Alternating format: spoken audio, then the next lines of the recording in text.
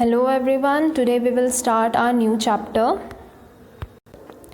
and the chapter name is a different kind of school, मतलब कुछ अलग तरह का school.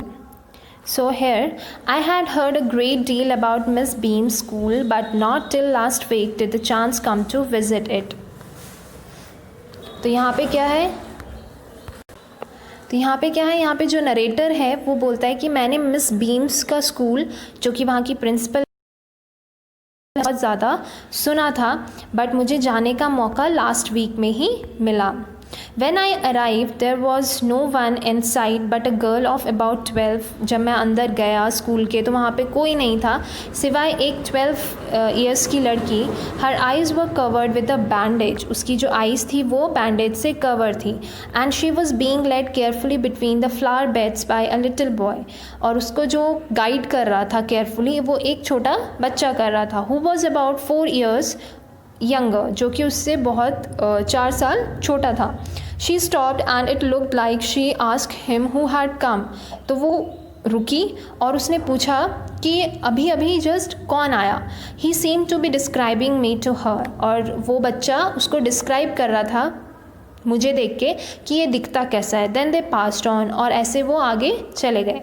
Miss Beam was all that I had expected, middle age, full of authority, yet kindly and understanding. तो miss जो beam थी, जो principal थी, वो जो मैंने एक्सपेक्ट किया था वैसी थी, मिडल एज की थी, ठीक है. उनके पास पावर थी लेकिन दिल से वो बहुत ज़्यादा काइंड और अंडरस्टैंडिंग थी.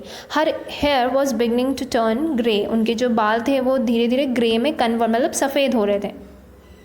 And she had the kind of plump figure that is likely to be comforting to a homesick child. ठीक है. और उनकी जो मतलब जब भी कोई उन्हें देखता था तो वो प्लम मतलब थोड़ी सी हेल्दी थी तो उनको देख के बहुत ज़्यादा कंफर्टेबल महसूस करता था बच्चा. I ask her some questions about her teaching methods which I had heard were simple. तो मैंने उनके क्वेश्चन किया कि आपके टीचिंग मेथड्स कैसे हैं क्योंकि सुनने में आया कि बहुत ज़्यादा सिंपल हैं. No more than is needed to help them to learn how to do things. Simple spelling, adding, subtracting, multiplying and writing. तो जो चीज़ें चाहिए होती हैं वो सारी चीज़ें हम करवाते हैं जैसे कि spelling हो गया, adding, subtracting, multiplying and writing. The rest is done by reading to them and by interesting talks during which they have to sit still and keep their hands quiet. There are practically no other lessons. ठीक है. तो उन्हें normally reading के through बताया जाता है, interesting बातों के थ्रू बताया जाता है और प्रैक्टिकली और कोई लेसन नहीं होता.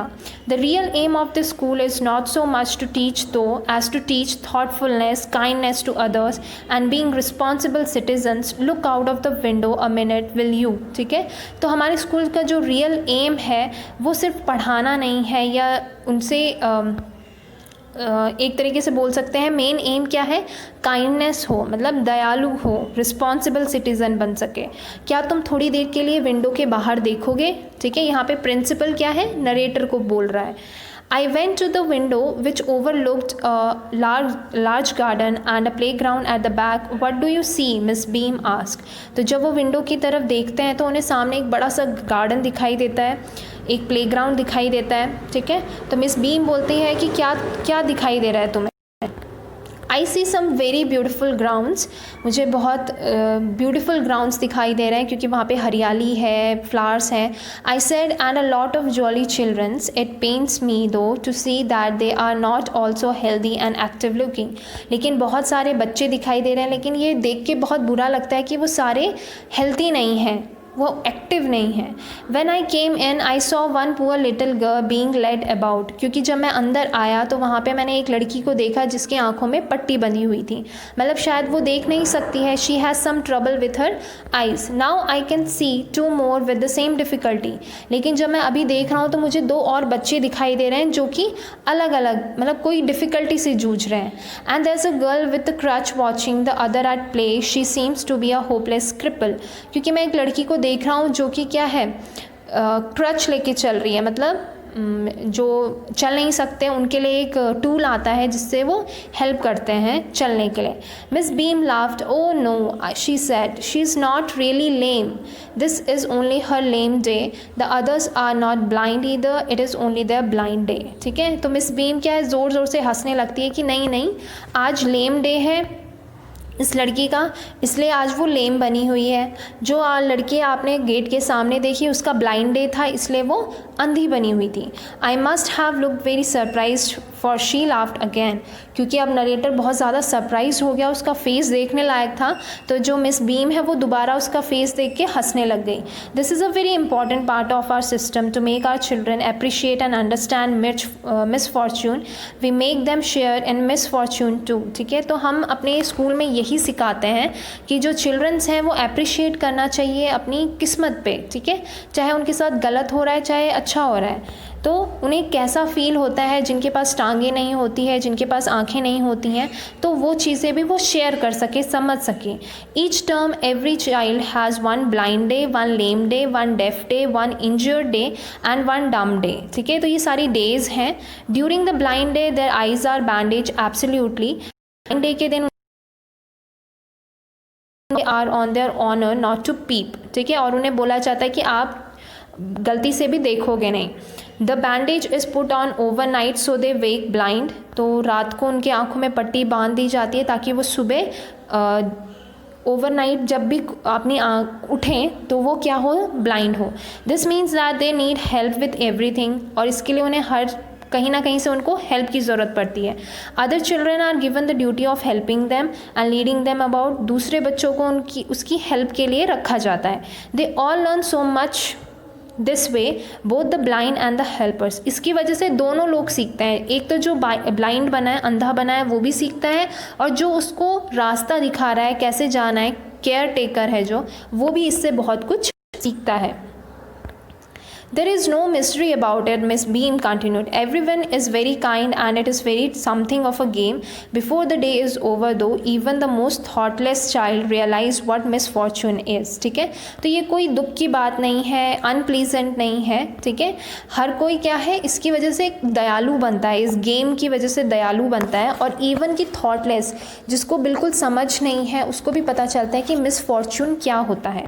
The blind day is of course really the worst, but some of the children tell me that the dumb day is the most difficult. ठीक है, ब्लाइंड डे बहुत डिफ़िकल्ट होता है, लेकिन कुछ बच्चों ने बताया कि डम डे मतलब बेवकूफ़ों वाला दिन भी, मतलब जिसके पास दिमाग नहीं होता, उसका बहुत ज़्यादा डिफ़िकल्ट रहता है। We can not bandage the children's mouths so they really have to exercise their will power.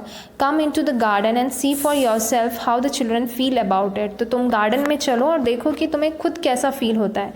Miss Beam led me to one of the bandaged girl. Here a gentleman come to talk to you, said Miss Beam and left us. और उन्होंने बोला कि इस bandage girl से बात करो और घुलो मिलो, और तुम्हें कैसा लगता है वो मुझे बताओ। Don't you ever peep, I asked the girl. Oh no, she exclaim, that would be cheating. ठीक है, तो यहाँ पे नरेटर उस लड़की से पूछते हैं कि क्या तुम चुपके से देखती नहीं हो, तो लड़की बोलती है ओ नो, ये क्या होगी, चीटिंग होगी। But I had no idea it was so awful to the blind, लेकिन मुझे पता नहीं था कि कितना ऑफुल होता है, मतलब कितना ख़राब होता है ब्लाइंड होना। You can't see a thing, you feel you are going to be hit by something every moment, it's such a relief just to sit down. ठीक है, कितना गंदा होता है कि हमें ऐसा लगता है कि हम कुछ देख नहीं पा रहे हैं, हम किसी से टकरा जाएंगे। सबसे अच्छा मोमेंट रिलीफ कब होता है, जब हम कहीं पे बैठ जाते हैं। Are your helpers kind to you, I ask. क्या तुम्हारे जो हेल्पर्स हैं, जो तुम्हें रास्ता दिखाते हैं, वो काइंड हैं, दयालु हैं? Fairly, but they are not as careful as I shall be when it's my turn. ठीक है, तो वो क्या बोलती है कि ऑफ कोर्स, मतलब थोड़ा थोड़ा है केयरफुल, लेकिन इतना नहीं है जितना मैं होती हूँ। ठीक है, those that have been blind already are the best helpers. लेकिन जो बेस्ट हेल्पर्स कौन होते हैं, जो ऑलरेडी पहले ब्लाइंड हो चुके हैं, वो जब मेरे को गाइड करते हैं तो वो बहुत अच्छा गाइड करते हैं। It's perfectly ghastly not to see, I wish you had try. ठीक है, बहुत ही गास्टली, डरावना होता है कि आप बिल्कुल देख नहीं सकते हो, आपको ये चीज़ ट्राई करनी चाहिए। Shall I lead you anywhere, I ask. और नरेटर उससे क्या पूछता है कि मैं तुम्हें कहीं पे कहीं ले जा सकता हूँ। Oh yes, she said. Let's go for a little walk. Only you must tell me about things. I shall be so glad when today is over. ठीक है, तो वो बोलती है, ऑफ कोर्स आप मेरे को वॉक पे ले जा सकते हैं और मुझे चीज़ों के बारे में बताना, और मुझे ये दिन ख़त्म हो जाएगा तो मुझे बड़ी खुशी होगी. The other bad days can't be half as bad as this. Having a leg tied up and hopping about and on a crunch is almost fun, I guess. क्योंकि मुझे ब्लाइंड डे बिल्कुल पसंद नहीं है, लेकिन अगर मेरी टांग को बांध दिया जाए ऊपर और मैं उछल उछल के कहीं पे जाती हूँ तो उसमें मेरे को ज़्यादा मज़ा आता है बजाय आँखों में पट्टी लगाने के. Having an arm tied up is a bit more troublesome because you can't eat without help and things like that. ठीक है, लेकिन अगर आपका हाथ ऊपर बांध दिया जाए तो आप खा नहीं पाते हो, तो वो थोड़ा सा ट्रबलसम होता है, लेकिन एटलीस्ट हम देख सकते हैं. I don't think I will mind being deaf for a day, at least not much, but being blind is so frightening. ठीक है, मुझे किसी चीज़ से डर नहीं लगता है, किसी डे से डर नहीं लगता है, बस ब्लाइंड डे से डर लगता है. My head aches all the time just from worrying that I will get hurt. Where are we now? ठीक है, और ये सारी बातें करते करते वो चल रहे होते हैं. ठीक है, तो वो पूछती है कि अब हम कहाँ हैं. In the playground, I said, we are walking towards the house. Miss Beam is walking up and down the garden with tall tree.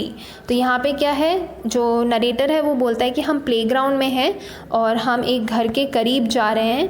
Miss beam is walking up and down the garden with the tall girl. Miss beam एक लंबी लड़की के साथ garden में ऊपर नीचे कर रही है, मतलब टहल रही हैं. What is the girl wearing my little friend ask. तो नरेटर को यहाँ पे जो लिटिल गर्ल है जिसने बैंडेज बांधा है वो पूछती है कि लड़की ने क्या पहना है. A blue cotton skirt and a pink blouse. ठीक है, तो उसने एक कॉटन स्कर्ट पहनी है ब्लू कलर की और पिंक शर्ट पहनी है ऊपर. आई थिंक इट्स मिली. तो वो ये सारी चीज़ें देख के बोलती है कि शायद वो मिली है. She said, what colour is her hair. उसके हेयर का कलर क्या है. Very light, I said. बहुत ज़्यादा लाइट कलर है. Yes that's Milly, she is the head girl. वो क्या है, हेड गर्ल है. ये सारी चीज़ें इन्फॉर्मेशंस लेने के बाद वो बैंडेज गर्ल बताती है. There is an old man tying up roses, I said. एक आदमी है, ओल्ड मैन है जो कि रोजेज़ को लगा रहा है. Yes that's Peter, he is the gardener, he is hundreds of years old. उसका नाम क्या है, पीटर है, वो गार्डनर है और उसकी जो उम्र है वो है 100 years of old. And here comes a girl with curly red hair, she is on crutches. ठीक है, तो एक लड़की है जो कि हमारे पास आ रही है, वो कर्ली हेयर है और देखो ये हेल्प करता है वॉकिंग के लिए. ठीक है, दैट्स अनीता, शी सेड. और बैंडेज गर्ल क्या बोलती है कि वो अनीता है.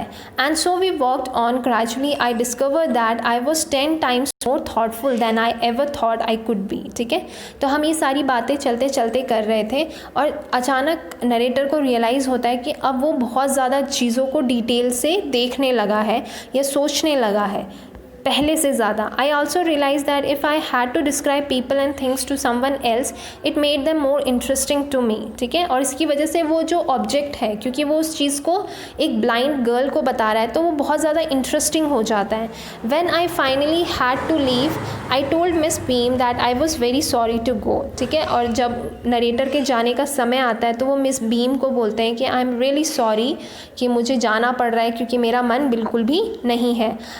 She replied, then there is something in my system after all. ठीक है, कि उनको जो मिस बीम है उसको शांति मिलती है, उनको प्राउड फील होता है कि मेरे सिस्टम में, मेरी एजुकेशन का जैसा मैं सिस्टम चलाती हूँ अपने स्कूल में, ऐसा सिस्टम है मेरा कि कोई भी यहाँ से जाना पसंद नहीं करता है, क्योंकि हर कोई जो भी यहाँ पे आता है वो बहुत अच्छे से घुल मिल जाता है.